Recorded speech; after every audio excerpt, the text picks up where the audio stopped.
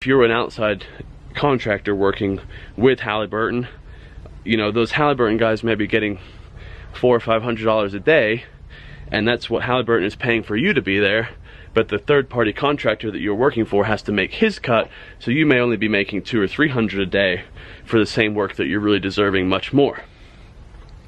So again, being with a reputable company almost is the most important part, and doing your research is highly important. But you know, there are a lot of rumors out there, and there are a lot of things that people don't realize. Yeah, you make a lot of money, but you also have to spend a lot of money because Walmart's paying $21 an hour, because all these things are going on. You have to realize that the cost of doing business is higher for everybody, so the prices are going to be higher. For instance, when I lived in North Dakota, we ran from a town called Newtown. It's right in the middle where the Big Bear Casino is, and the local gas station also had a restaurant attached to it. And because of the price of their labor, they would have to pay, you know, they were selling, like for instance, they were selling slices of pizza for like $4, $5 a slice. Obviously, you guys in town know that you can usually get a whole pizza for $5 or $10, not a slice. So again, you know, yeah, you're making good money. You also have to account that you're gonna have to spend more money. A lot of companies obviously provide you with clothes, because all rigs require fire retardant clothing. When I started, my company gave me a blank check for $1,000 to go down to the local store and buy all the fire retardant clothing I need.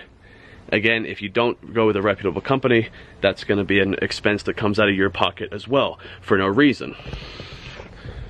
So the moral of the story so far is, obviously, if you go with a reputable company, your experience is going to be far, far better than if you don't. One of the other things, young guys get out there and they feel invincible, and they feel like they're making all this money. I'm buying a brand new truck, I'm buying this, I'm buying that.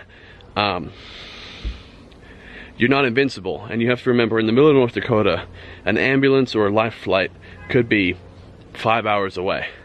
So if you lose a finger doing something stupid, you lose a hand, you lose an arm, you lose a leg, or your life doing something stupid, you have to remember that it's not like you can call 911 and in 10 minutes the ambulance be there.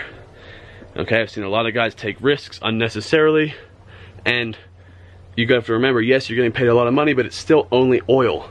And if you want to lose a hand or an arm for an oil company's profit line, you're stupid. So keep that in mind. There's no reason taking risks unnecessarily for an oil company's bottom line. They're not going to fire you unless you're a complete idiot. And if you're a complete idiot, you don't have to worry about losing your arm anyway, because they're going to get rid of you. Okay, but if they're keeping you, you know, it is what it is. That brings me to my next point. You need to have enough money to get home at any point. I've seen a lot of guys make a bunch of money, but they also know how to spend a bunch of money. And then when they get laid off, they don't even have $200, $300 to get home.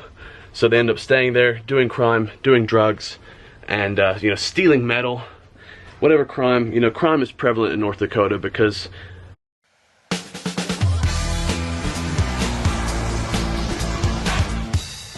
of just how the industry is.